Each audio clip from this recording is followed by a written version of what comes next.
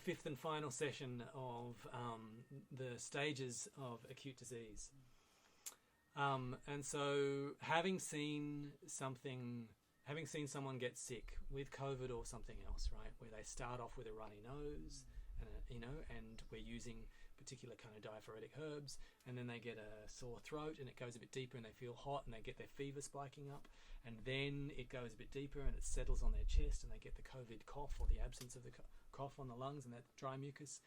Then what starts to happen after that is organ failure, right? And they die of metabolic an inability for their organs to process the metabolic wastes, not just of oxygen starvation, right? Oxygen starvation is a part of it because the heme is disassociating, as I told you previously.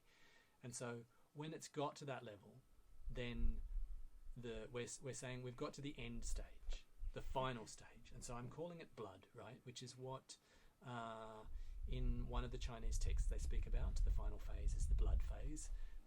And blood is also kind of the primary nutritive function in the human body and in our humours, because it's so nutritive. To me, it's very much associated with the earth element, right? And so the other ones have got sort of elemental connections in a way. So you can think of it like that if you want to. If you like those elemental pictures, we've gone through air and fire and water and earth, and then we come to earth. And by earth there, I mean that the body is fundamentally starting to come apart at the seams. And this is what happens. And the point, a couple of points here from the outset. One, I've never treated anyone in an infectious disease that's got to this particular point. And I hope never to have to, and I hope you never have to either. And if someone is really, really sick, they belong in a hospital. So let's be really, really clear. Don't try and treat them at home if you have access to hospitals and their acute care. That's what they do best. They save lives at this stage of the game. You want them there. The other point is that this is where acute disease management and chronic disease management start to meet. At the final phases of the fluid phase, where we've got a loss, consumption of those vital fluids, and of this phase of the blood where people start to come apart at the seams, where the basic nutritive function, the basic fabric of being, the most deep layer, we've got to the deepest layer. We could call it marrow if you want to think of what's out. If we were saying first it's at the layer of the skin, then it's at the layer of the fever, then it's at the layer of the mucous membranes, then it's at the layer of the marrow. It's the blood in terms of the marrow, right? It's like it's at that level. And so when it gets to your marrow, when it gets to that layer of the blood, then you're really in a lot of trouble. Now, Chinese medicine has apparently successfully treated people when it's come to this. I'm sure they lost as many or more than they saved, but if you can save one, it's like CPR. Everyone that learns CPR knows that, if you manage to get a chance to use it, chances are you're not going to be able to save that person's life. And if you got 100 chances to use it, then you would save a couple of people's lives. But we still learn CPR. Even though mostly it's not going to work, we still learn it. And so this is the case. We want to preserve our traditional knowledge here in case your parent, your mother, father, or grandmother, grandfather gets triaged at your local hospital during COVID and says, go home and make yourself comfortable. And I've had clients that have been told this recently, go home and make yourself comfortable. So whilst making someone comfortable, then this is what we want to have the knowledge to be able to do this. Either in the attempt to rally them and actually turn it around, because it doesn't matter if it's a 1 in 1,000 chance, we want to try to do that. That's our duty of care. Or to make them comfortable and to help with a kind of palliative care to make life easier as they're moving through.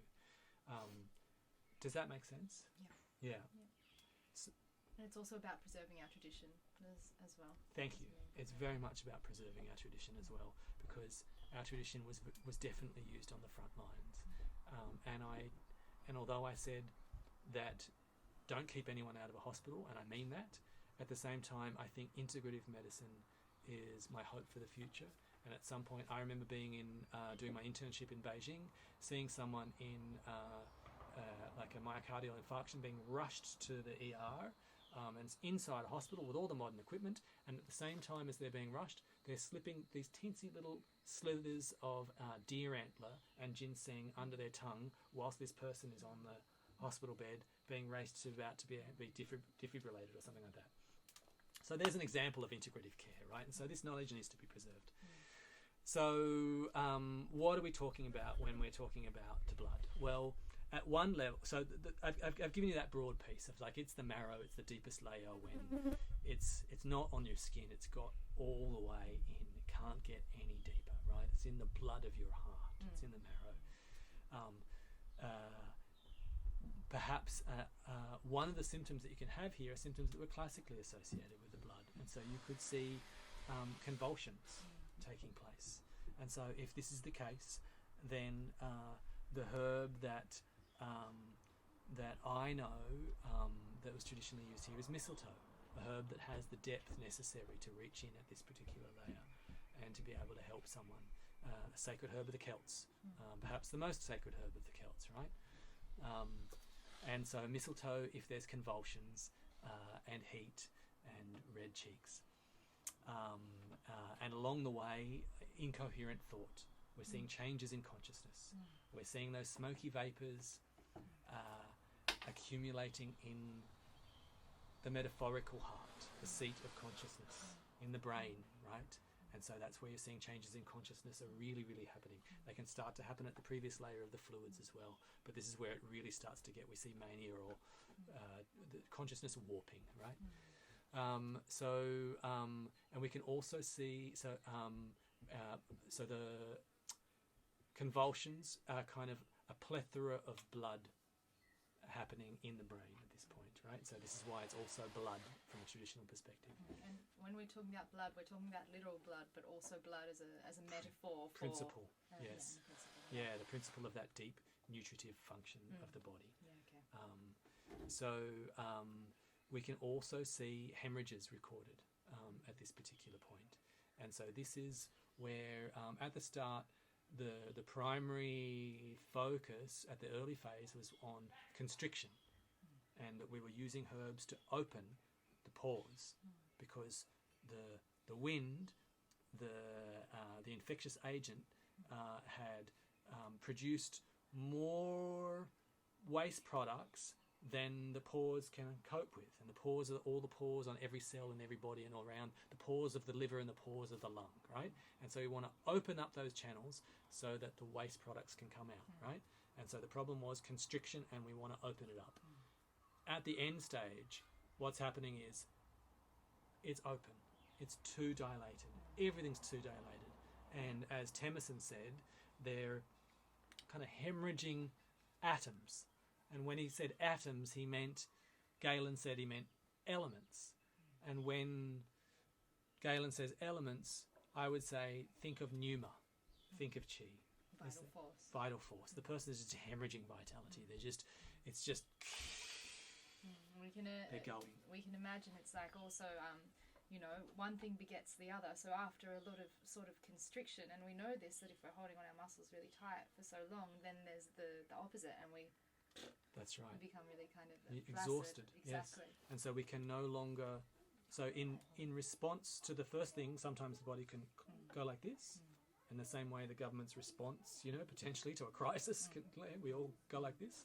And then having fought the good fight towards the end, then there's this like opening up. There's a hemorrhaging and a loss. And so yes, there's a literal hemorrhaging of blood, and we can see this taking place. And the Chinese literature records this as well.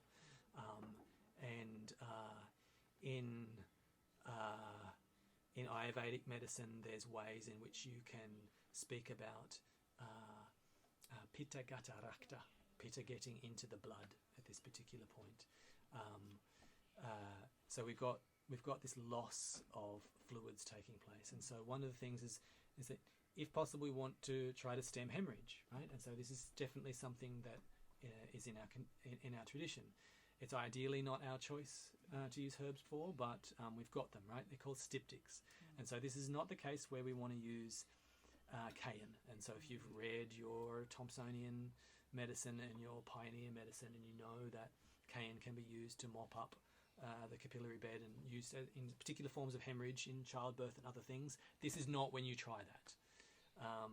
This is when we use herbs that close the pores, right? Styptics that are like, well, the first one that I would like to say is cypress. And so I'm giving you some of my favourite herbs here in an attempt to try to use the ones that are neglected. And so cypress is the master of blood, sweat and tears traditionally.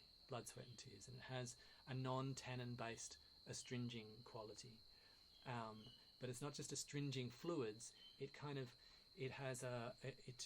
holds our vitality in. So it holds the vitality in. And so you can lose that vitality through all of that loss of fluids, that exhausting sweat, and through hemorrhage. And it has a strengthening quality like oak to it. It has a strengthening quality to hold it together. And it is also associated with death. And so it's been found at Neanderthal grave sites and it's been used through the classical world and associated with journeys to the underworld and death and dying. And it's still, cypress groves are still available at our cemeteries today, right? And so it's also got that quality that it's about transitions at a deep level. So that's one that you could use. You could also use lady's mantle. And so there's all sorts of astringents like, raspberry leaf and things like that. And they're not deep enough at this point. Lady's mantle has a deeper quality because it doesn't just produce an astringent effect upon the tongue, but it holds in that core life force and vitality. We can't get around this language at this point. It has more complex actions that are life enhancing than just causing proteins to go together, like black tea. So you don't want black tea. This is not enough. It's not the simple tannin, the use for a simple tannin. But oak is not just a simple tannin. It has other things going on as well. And that could really give the kind of vitality. So oak is a good example here. The strength of the mighty oak to help shore someone up and stop that loss of fluids, including blood. Now, what else have I mentioned to you about stopping hemorrhage at this particular point? Is there other ones? Agrimony can be used as well, yes. It's probably for me, not as strong as the other ones, but can certainly be used here. The Chinese, not so much for blood, the Chinese could use mugwort, but they would probably burn it first, like it's charred mugwort before it's used, but it has an action on reckless, bleeding like this. And another kind of astringent, not necessarily not for blood so much, but for the hemorrhaging of pneuma life force atoms and elements, is Schisandra. And this is where the Chinese will use Schisandra, the 5-flavour fruit that has all 5 flavours in it, that has an astringing quality that holds together the life force, an adaptogenic herb at that point. And so we're trying to hold someone together who's just falling apart. Did we talk about yarrow? No, we haven't spoken about yarrow. So yarrow can also be used. Now yarrow is typically used in more acute patterns and more full heat patterns earlier on in the phase. But yarrow is a deep herb. It's a witching herb. It's a Western herb that has alterative qualities. It's a metabolic adaptogen. And so in addition to being able to help stem bleeding, it can be used for broad support. It's one of the herbs in the 9 charms, right?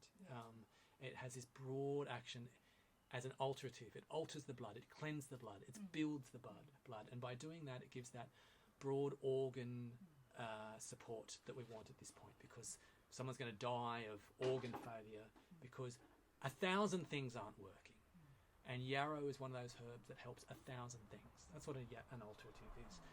Not an adaptogenic herb like that helps the adrenals on the nervous system adaptogen to help you adapt with life's stresses, but a metabolic adaptogen that helps you deal with life's poisons, because the core of the Western tradition is about poisons. It's about dealing with being poisoned. That's another conversation for another time. But our adaptogens are those alterative metabolic adaptogens. And so they all become relevant here. What you have is relevant. If what you have is calendula, then it can provide some support as we're getting a loss and a breakdown at the level of the blood. Like in COVID, where the heme is actually disassociating, right? The blood is breaking down, literally, right? And you can't transport oxygen.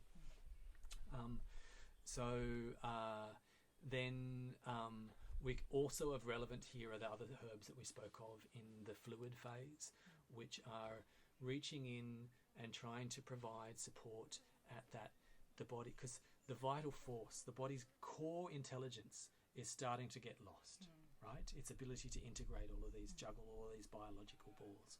And so on the one hand, we can nourish the essential humidity, which is those fluids that we spoke about, with herbs like kinkefolia, right? And which is American ginseng. American ginseng, sorry, yes, American ginseng. And valerian, and vetiver, and asparagus root, right? But kinkefolia perhaps first. On the other hand, and that could be if you're seeing the patterns that point towards that kind of hectic, empty, deficient heat that's going on there, right? Where the loss of the candle, the oil in the candle, the oil in the lamp. If we're seeing that you're seeing just the decline of the innate heat, which is what Galen spoke about, the yang to the yin of the essential humidity, the decline of the innate heat, and you're seeing cold symptoms predominate, right? At that point is when we want to use a heart starter in a way. We want to try and get the spark going, and they're very different herbs. We don't want to use them at the fluid phase that I spoke about before, and perhaps the strongest of those and the most dangerous of those, and the one that I suggest that you don't mess around with, the most poisonous plant known to man is aconite, right? And so I repeat it here as a part of our herb lore because it was a central herb 100 years ago by eclectic medicine. The eclectics couldn't practice without aconite, and they used it for the pulse symptoms of a very feeble pulse. It's used for asthenia. It provides this deep, it goads the vital force. It is vital force in a plant, and it reminds it, come on, but it has a warming quality, a very warming quality, and it's poisonous. It's incredibly poisonous. The Chinese don't use it in its raw form. They use a prepared aconite, futsa, and it's like indigenous mob that will score a herb and put it in a creek and wash it for 5 days and then roast it before they eat it, you know? It requires that sort of processing. Or micro doses, not even 1 drop, but we're making a 1x or a 10x and using it like that. Making a 1x and using 1 or 2 drops frequently like this is how it would be used. And if you haven't been trained in how to use this, then don't use it. But this is the herb lore. Preserve it and pass it on to the next generation. Another one, and so that gives the innate heat. That gives the spark of life. If we are seeing signs where the heart itself is failing, and we can see not just with the pulse, but we see that the sparrow fluttering in the chest at that point, then this is where one of the herbs that we still have access to is arnica. And so you have probably been taught as a herbalist to use arnica only externally and only on unbroken skin. So that's the herb lore, right? And it's sound knowledge. But you perhaps also were taught that comfrey root is poisonous. So there's no, as Paracelsus said, there's no such thing as a poison. Everything is poison, nothing is poison. The difference between poison and medicine is the dose. In very low doses, when specifically indicated, arnica is used as a cardiac restorative, and it can be used at this particular point as well, when the person is at this point here and they're weak, and the fire in the heart, that center of the innate heat, the center of the innate heat in Greek medicine is in the heart, and when that starts to lose and the person is getting cold, and they get cold, then you can see a loss of that spark. That's where that is also used when you see the heart symptoms happening, and it needs to be used very, very cautiously. It can be combined with cayenne as a stimulant, right? In very, very small doses, again, very small doses, or it could be combined with camphor. Camphor is a medicine, the stimulating relaxant that can reach in at those particular points when that person is getting cold in particular, very small doses, and that's the clinical sign there. They're getting cold and the loss of that heat, camphor becomes a medicine that can be used at that point. Full doses of cayenne will send them off. Sure. Very, very low doses. So with those 3 ones, the camphor and the aconite and the arnica, we're almost working on a very low dose sort of counter-irritant sort of principle, yes. Where it's drop just doses, like homeopathy with herbs. We're just kind of stimulating. Trying to That's right, because too much will snuff the flame out, right? And so we don't want to ask too much of it, because whatever goes in, it has to do. It has to metabolize. It has to process. It has to respond. It's like too much information. It's like this talk. At some point you're full, and it's like too much. Too much is too much. And so at that point, we're not using full doses of herbs at all. We're using small doses to try to get it, kindle it, very small doses at that point. And that's, as I said before, that's what happens at the end stage of chronic disease, as well as what happens at the end stage of acute disease. And I hope that you never need this knowledge. I really do. But I hope that it is preserved because it's precious and it's a part of our lineage. So that's what it looks like when an infectious disease has progressed all the way to the absolute depths of our being, to our marrow, and the body just starts to unravel at a fundamental level. And I hope you never need that information, but it's still really precious for us to preserve. As I said, even with CPR, mostly if you don't need it, and if you do need it, it won't work. But some of the time you may need it, and it's also important for us to preserve as a part of our tradition. And so speaking of tradition, what I'm presenting here is not traditional in a lot of ways, despite it sounding like Western tradition. I'm drawing upon Western herbs and Western language here, but the tradition that really gave rise to the structure of this model is the Chinese tradition, right? And so if anyone studied that, they'll just very much recognize the architecture of the Wenbing and the Shanhanlong and those developments in that area. And so I've taken that and adapted it, and it fits very well because we've seen that Thompson came up with a model that was the beginnings of something like that. And perhaps if we had another 100 years and the Flexner report hadn't come out of development throughout, the early 20th century, we may have got more complex models than Thompson's as well. The other piece I think that comes to my mind is that traditions have to be living, and a living tradition is not one that has ossified into a kind of proof text Bible situation, because this is what happened to the Western tradition. This is what happened. Galen was so impressive that nobody could go beyond him, right? And so Galen became God, but Galen wasn't God. He had a series of theories, and those theories were beautiful and neat, and they worked in a bunch of ways, and they didn't work in a bunch of ways, right?